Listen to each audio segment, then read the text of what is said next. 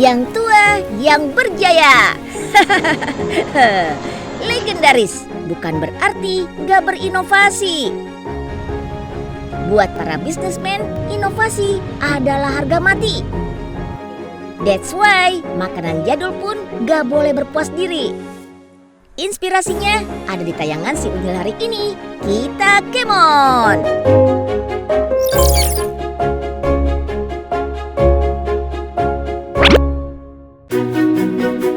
Ada kambing muda, jamur, ikan kakap, hingga kepiting yang dicampur dengan rebung sebagai bahan utama. Bakal diolah jadi camilan nikmat yang tersohor dari Semarang. Lumpia. Lumpia isi daging kambing jantan muda. Kedengaran gak lazim. Tapi varian ini jadi salah satu pilihan favorit bagi pemburu lumpia di Semarang. Aku suka banget makan lumpia daging kambing karena dia rasanya enak, unik, dan gak perengus. Di Semarang, lumpia sudah dikenal sejak abad ke-19. Cik Meme merupakan generasi kelima dari pencipta lumpia Semarang dan generasi kedua dari lumpia Mataram. Lumpia biasa berisi campuran telur, daging ayam atau udang. Dengan ide kreatif, Cik Meme membuat beragam varian rasa. Sebagai pewaris resep lumpia Semarang, Cik Meme sudah belajar membuat lumpia sejak usia SD. That's why gak sulit untuk menentukan jenis rebung buat isian lumpia. Kuncinya gak boleh sembarangan. Bahannya pakai rebung muda pilihan. Beda varian rasa, beda juga rebungnya. Saya menyajikan lumpia dengan berbagai aneka pilihan cita rasa karena ini merupakan tuntutan dari selera masyarakat yang semakin berkembang dan bervariasi. Rebung didapat dari berbagai daerah, seperti Jawa Tengah dan Jawa Timur. Lumpia banyak dicinta, tapi sering juga dihindari. Semua gara-gara aroma rebung yang khas. Biar nggak bau, rebung harus dicuci dengan air mengalir dan simpan di tempat yang bersih. Beda varian rasa, beda juga proses peramuan rebungnya. Masing-masing menggunakan rempah berbeda. Dijamin halal dan bebas bau perengus kambing. Cik Meme membuat isian lumpia dengan teknik penumisan selama 3 jam sampai rebung tanak dan kering. Hasilnya, lumpia nggak beraroma langu. Lumpia juga lebih tahan lama, bisa sampai 1 minggu. Bagi Cik Meme, lumpia bukan sekedar soal bisnis turun-temurun, tapi tentang melestarikan kuliner khas Nusantara. Inovasi dengan berbagai varian rasa, cek. Gerai lumpia modern dengan konsep open kitchen, cek. Rekor muri sebagai varian lumpia terbanyak, cek. Menyajikan alternatif pilihan rasa juga nggak mudah. Butuh waktu sekitar 3 hingga 6 bulan untuk eksperimen. Perjuangannya mengenalkan varian rasa berbuah manis. Lumpia buatannya jadi salah satu incaran utama, baik untuk warga Semarang maupun untuk oleh-oleh. Lumpia dan Semarang tidak bisa dipisahkan. Bukan sekedar oleh-oleh atau ladang bisnis. Lumpia juga tetap menghidupi banyak keluarga, terutama kaum wanita. Di Kampung Keranggan Semarang, puluhan kaum ibu menguntungkan hidup dari pembuatan kulit lumpia. Bisa dibilang, kampung ini selalu hidup 24 jam untuk membuat kulit lumpia.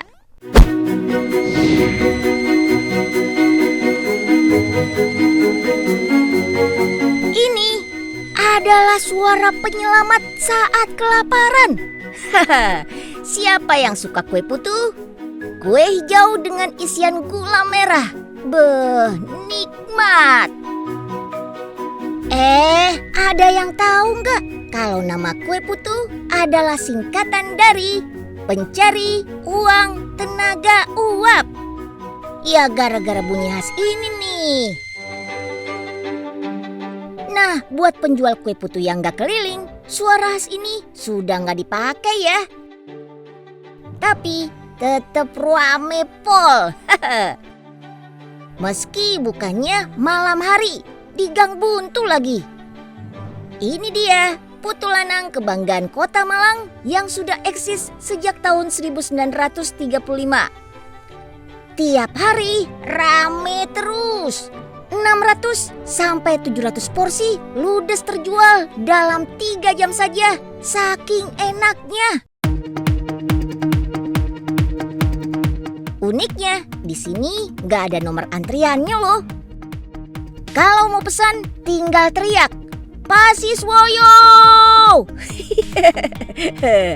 Aman, gak bakal diserobot. Karena Pasiswoyo hafal urutan datang para pembeli. Wah, canggih gak tuh? Gak mau kalah sama kue kekinian, kue putu zaman now juga tampil beda loh.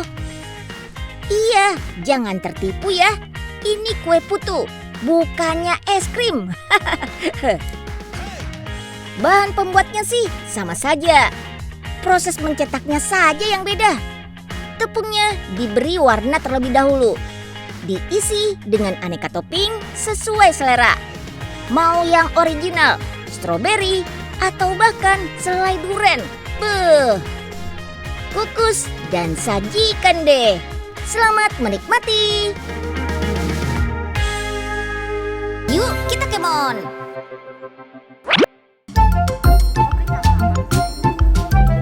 Seafood identik dengan harga mahal. Padahal kan wilayah laut Indonesia luas banget. Masa mau makan seafood aja harus bayar mahal? Apalagi kalau makannya di restoran mewah. Pengen makan seafood segar dengan harga terjangkau? Bisa diakalin. Caranya, belanja seafood sendiri ke pasar ikan modern di Jakarta Utara. Suasananya mirip kayak Tsukiji, pasar ikan segar terbesar di Jepang. Udang, cumi, kepiting, ikan laut, ikan air tawar, sampai ikan semar jumbo berukuran setengah meter. Semua ada. Di lapak sekitar 400-an pedagang di sini. Terus seafoodnya dimasak sendiri? Of course not dong. Tinggal bawa ke food court untuk dimasak. Nih, Unyil spill harga seafood plus jasa masaknya. Ikan ayam bakar parape, udang saus padang, cumi bakar kecap. Total belanja plus masak-masaknya sekitar 300 ribuan bisa buat 6 orang. Berarti seorang cukup bayar sekitar 50 ribuan saja. Wih, sudah enak, ikan segarnya pilih sendiri, murah lagi. Belanja ikan langsung di pasar biasanya lebih puas karena bisa langsung ngecek kondisi ikan. Tapi kalau nggak mau keluar rumah, apalagi di masa pandemi ini, tinggal pesan lewat aplikasi. Kondisi seafood yang dikirim ke konsumen tetap segar karena berasal dari pasar ikan ini. Ini dia sosok orang menjembatani penjualan seafood di pasar ikan melalui aplikasi khusus. Halo, perkenalkan saya Ronald yang mendigitalisasikan penjualan ikan. Selain saya berdagang di pasar ikan, saya juga membantu teman-teman pedagang untuk menjualkan ikannya di online. Ikan-ikan di sini berasal dari lautan Nusantara yang disimpan pada cold storage bersuhu 16 sampai 20 derajat Celcius. Demi menjaga kualitas seafood, masa penyimpanan maksimal setahun. Tapi lebih baik 6 bulan sudah harus dikonsumsi. Seafood bisa tetap segar selama dijual di lapak. Kuncinya pakai es batu campur garam laut. Segala jenis seafood bisa dipesan lewat aplikasi. ikan utuh, file, kerang-kerangan, udang, cumi-cumi, dan lainnya. Saat ini pengiriman masih terbatas di area Jabodetabek saja. Sejak pandemi COVID-19, pembelian seafood lewat aplikasi makin meningkat. Yang tadinya 30 orderan jadi 300 pesanan per hari. Keuntungan jelas meningkat. Tapi menjual seafood dengan memanfaatkan teknologi digital bukan sekedar cari cuan. Tujuan dibuatnya aplikasi ikan segar Indonesia ini adalah untuk mentransformasi digitalisasi di perikanan Indonesia dan juga untuk meningkatkan taraf hidup masyarakat perikanan Indonesia. Nah, jadi membantu pedagang kecil dan menengah lewat penjualan online kayak gini tuh secara langsung mengurangi ikan terbuang karena kurang laku di pasar loh. Dengan adanya aplikasi ikan segar, dagangan saya secara per hari meningkat. Dan yang tadinya 100 kilo, sekarang menjadi 200 kilo. Ya, dengan adanya aplikasi ikan segar ini, ikan sisanya bisa menurun. Biasanya bisa 30 kilo, sekarang bisa berkurang jadi bisa 5 kilo, 4 kilo. Pedagang untung, konsumen juga untung karena bisa mendapat seafood dengan harga terjangkau tanpa perlu keluar rumah. Sebagai generasi muda Indonesia, kalau bukan sekarang, kapan lagi? Kalau bukan kita, siapa lagi untuk memajukan perikanan di Indonesia? Salam pelopor generasi ikan. Salah satu bentuk support kecil kita sih dengan konsumsi ikan. Gak harus yang mahal kok. Hari gini ada yang masih gak suka ikan. Ingat pesannya Bu Susi Pujiastuti. Siapa yang gak suka ikan, nanti bisa ditenggelamkan loh.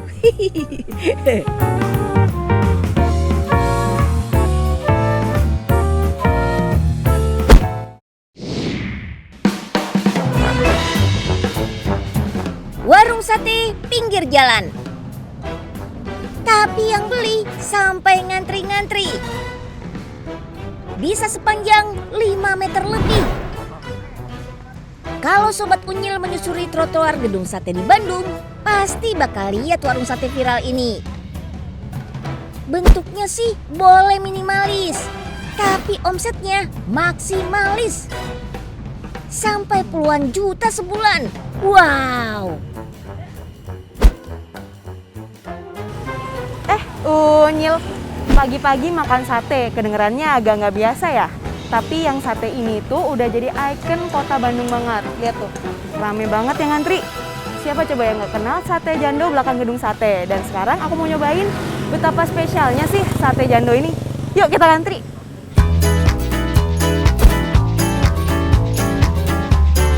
Makan satenya sih nggak nyampe 10 menit. Tapi ngantrinya bisa sampai 2 jam. Sungguh ekstra sabar. Gimana nggak sabar? Pengunjungnya aja rela menempuh ratusan kilometer demi makan di warung sate ini. Dari Bekasi, karena di Bekasi nggak ada. Dari Jakarta, gara-gara katanya temen sih, katanya enak tuh kalau dilihat dari TikTok kan. Soalnya kan kita juga dari Bekasi jauh-jauh. Kalau nggak kesini kayaknya nggak afdol. Karena sebenarnya saya kan kurang suka itu ya, yang lemak-lemak itu. Cuma pas lagi di sini itu enak gitu. Ya, jadi kayak teksturnya tuh enak gitu, sama bumbunya juga. Penggemar satenya dari berbagai kota, dari berbagai kalangan usia. Siapa sangka banyak anak muda yang tertarik dengan sate racikan nenek berusia 65 tahun ini. Terus apa dong yang bikin sate ini spesial? Dari namanya aja udah nggak biasa.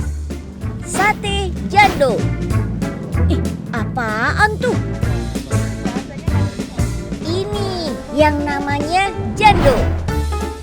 Sejenis gaji atau lemak sapi. Bedanya dengan lemak biasa, Jando diambil dari lapisan susu sapi.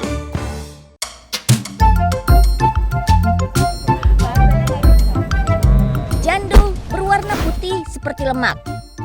Tapi Jando bukan lemak. Soalnya kalau dibakar nggak bakal lumer. Buat yang nggak suka jando, ada pilihan menu lain. Sate daging sapi dan ayam dengan harga 25.000 sampai 30.000 seporsi. Jadi nih ya, bumbu kuningnya meresap sampai ke dalam dan juga dipadukan sama hasil bakarannya yang garing di luar. Cuma begitu kita gigit, meleleh di mulut. Nih gak heran nih, orang-orang sampai ngantri 2 jam demi sate jando ini. Makan lagi ya.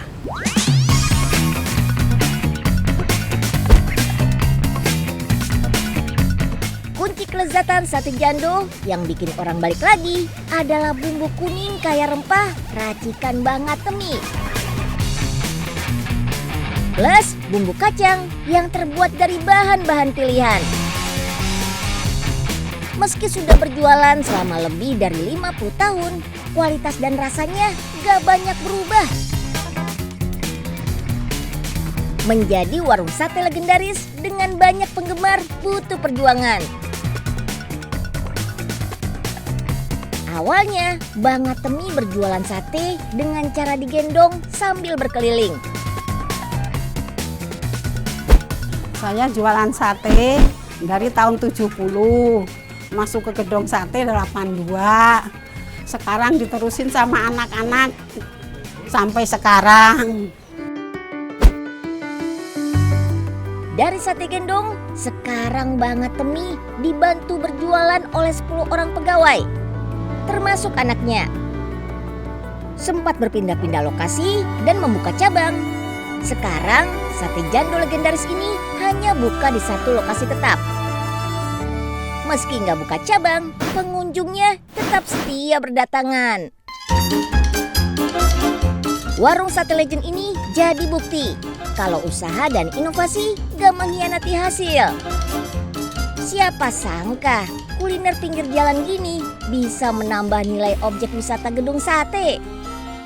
Jadi destinasi wajib tiap datang ke Bandung nih.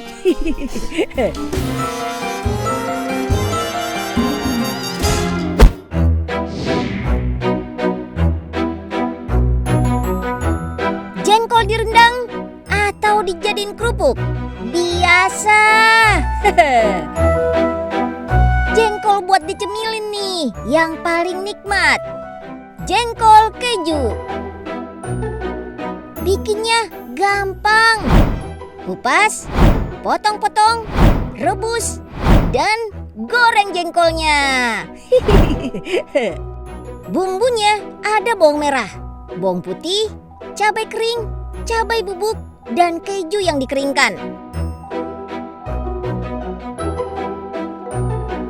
Campur-campur, siap dinikmati, jadi camilan atau teman makan nasi deh. Kolaborasi jengkol sama pasta juga nggak kalah enak loh. Tuh, bule aja doyan. Rupa-rupa olahan jengkol kekinian gini sih, aslinya sudah banyak kok. Ada yang versi hot plate, ada yang versi cookies juga. Widih, rasanya jengkolnya tuh masih berasa tapi tipis banget. Kalah rasanya sama pedasnya cabe dan gurihnya kue ini sendiri. Bukan ebi, bukan keju, tapi parutan jengkol asli. Ya buat campuran adonannya, ya buat toppingnya. Buahnya ngenyangin, kulitnya bisa bikin awet muda loh. Sudah pernah nyobain skincare dari kulit jengkol? Sabun perawatan wajah ini kaya antioksidan yang ampuh cegah penuaan dini loh. Senyawa aktif kulit jengkol harus diekstrak terlebih dahulu. Baru deh lanjut disaring dan dihilangkan kadar alkoholnya. Soalnya alkohol bisa bikin kulit wajah kering dan iritasi. Ekstrak kulit jengkol tinggal dicampur dengan bahan-bahan pembuat sabun. Dijamin aman dan nyaman buat kulit. Bikin lembab juga pastinya. Biar ekstra, tambahkan bubuk kulit jengkol yang berfungsi sebagai scrub. untuk mengangkat sel kulit mati. Ada tambahan pewangi juga kok. Apel, green tea, kopi, mawar, dan original. Skincare ini bukan cuma buat cewek-cewek ya. Buat cowok-cowok juga bisa loh. Yuk kita kemon. Terbukti, inovasi jadi cara utama biar bisnis terus berjalan. Yang artinya cuan mengalir terus dan terus. Sobat Unyil juga bisa, asal belajar tekun dan selalu berpikir out of the box. Sampai jumpa di tayangan Si Unyil berikutnya.